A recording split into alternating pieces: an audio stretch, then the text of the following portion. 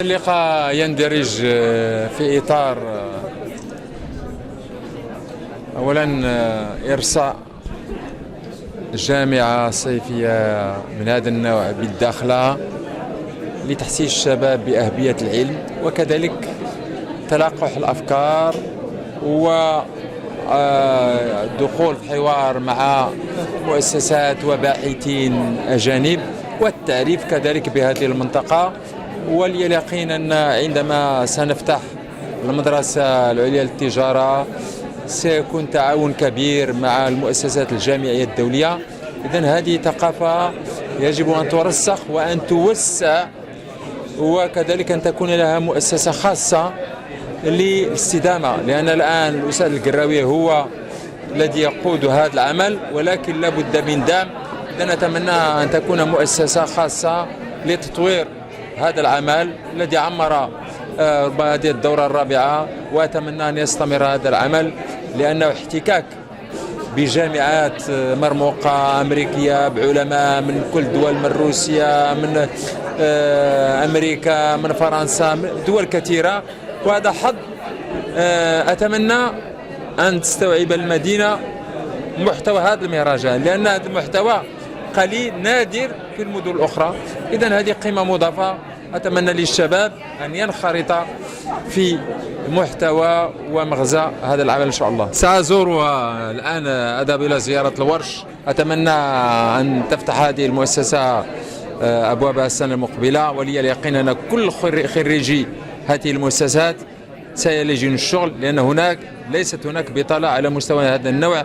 إذن أنا بصدد إدماج أنواع جديدة من المؤسسات الجامعية التي تسمح للشباب بأن يلج الشغل دون مشكل إن شاء الله. مشكل التعريب أو الفرنسة هو مشكل مطروح، ولكن بصفة قد تكون شيئا ما على هامش الحقيقة، لأن التلميذ قبل أن يحصل على البكالوريا قد استفاد من أكثر 1600 ساعة في الفرنسية. فلو كان يتحكم في اللغة العربية سنطرح مشكل اللغة الفرنسية. فجل تلاميذ لا يتحكمون لا في اللغة العربية ولا في اللغة الفرنسية. إذا المشكل ليس مشكل لغة التدريس، بل مشكل الموارد البشرية، الموارد المالية التي هي مرصودة لهذا القطاع. يستحيل لأستاذ أن يدرس 50 تلميذ وأن نطلب منه أن يكون هناك المستوى. لا بد كذلك من تكوين المستمر بالأساتذة. إذن لا بد من استثمار ضخم على مستوى التعليم إذا أردنا فعلا أن نسمو بالتعليم إلى مستوى.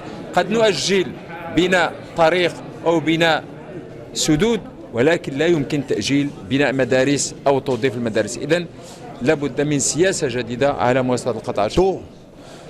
أولا تواجد 56 مشارك من القارات الخمس، دلالته الأولى هي دلالة سياسية عميقة على أن فعاليات لها وزنها على صعيد صنع الرأي العام الدولي، تثق في بلادنا، تثق في كون أقاليم جنوبية للمملكة تنعم بأمن وأمان حقيقي.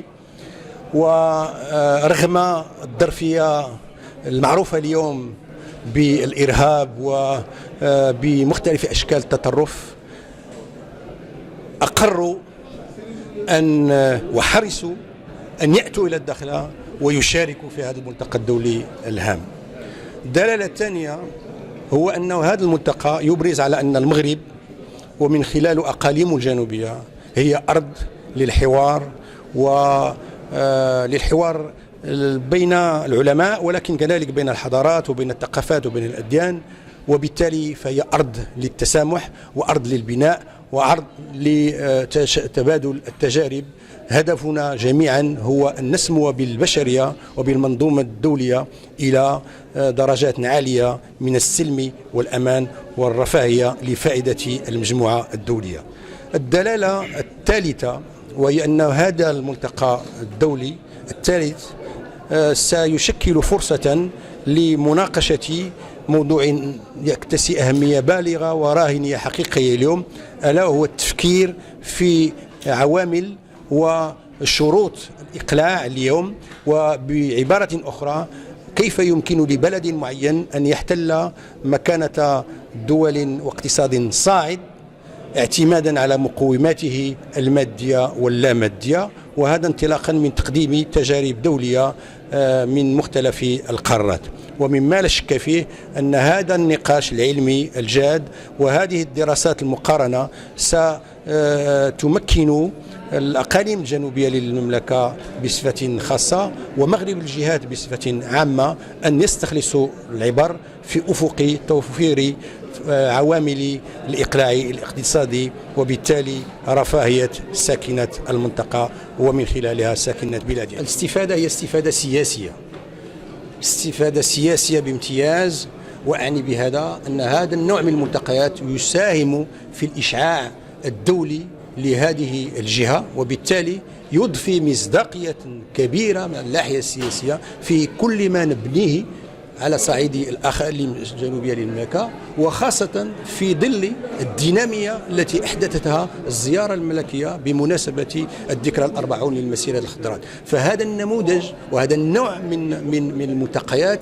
سيعزز الموقف السياسي والدبلوماسية العلمية الموازية خدمة لقضيتنا الوطنية. كذلك هو ملتقى يحاول أن يفيد ويستفيد من الخبرات الدولية على الصعيد العلمي والتكنولوجي وعلى صعيد الابتكار في خدمة التنمية بأقاليمنا الجنوبية، وعلى رأسها جهة الداخلة وادي الذهب. أولا عقد الدور النسخة الثالثة والدورة الثالثة لا شك أن عنده العديد من الدلالات. فالجامعة المفتوحة اليوم للداخلة يعني نجحت في الاستمرارية، والنجاح في الاستمرارية في حد ذاته مؤشر من مؤشرات النجاح.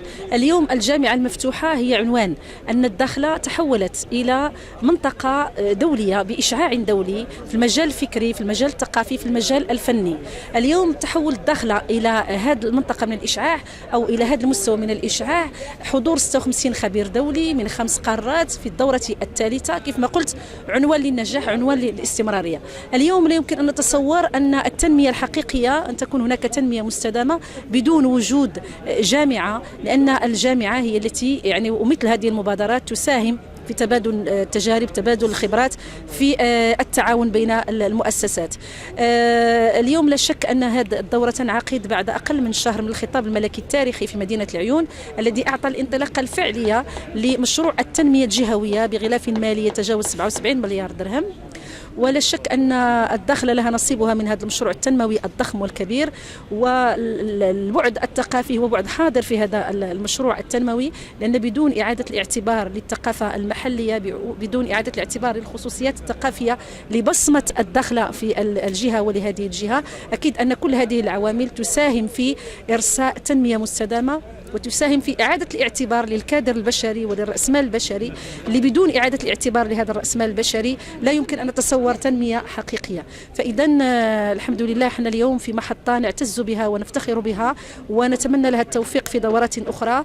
ويعني هذا الإشعاع لا يمكن إلا أن يكون دافعا نحو مزيد من العطاء ومزيد من التنمية. L'université ouverte de Darla, c'est l'architecte de cette université, c'est M. Driss Gueraoui, et il nous a associés, donc l'association internationale francophone d'intelligence économique. On a des réseaux d'économistes, de sociologues, de développeurs, de représentants de la société civile, du monde économique et politique dans cette association qui travaille sur la francophonie économique. Et on a trouvé ici à Darla, dans ce projet, la formidable occasion de sortir des institutions, du carcan des institutions, pourrait-on dire, qui sont bien sûr utiles au développement, et de développer une université libre où tous les savoirs, toutes les connaissances, et je le disais tout à l'heure, on va pouvoir travailler sur l'économie, les nouvelles technologies, sur l'influence du territoire des provinces du Sud dans le monde, sur l'influence du Maroc dans le monde. On va travailler, mais on va travailler aussi sur les cultures traditionnelles, les cultures historiques, les cultures ancestrales qui fondent la réalité des territoires.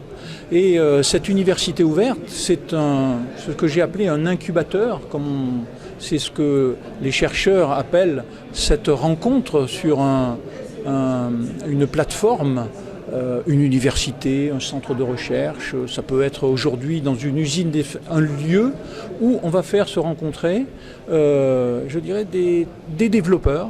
On va décider d'un certain nombre de projets, et vous avez vu les conventions qui se sont signées déjà pour consolider ces projets, et on va les faire comme dans une ferme, grandir. C'est-à-dire que sur ce territoire de Darla, ce que j'appelle l'esprit de Darla, c'est de pouvoir travailler sur tout ce qui sont les semences, tous les projets, toutes les difficultés si grandes de ce territoire, qu'elles soient politiques, géopolitiques, économiques. C'est un territoire du désert, mais on arrive à faire pousser des tomates hors sol, on arrive à... Voilà.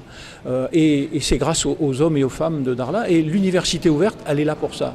Libre dialogue, libre parole et surtout formidable dispositif d'innovation, de projet et de formation des hommes et des femmes de Darla et de la grande région des provinces du Sud.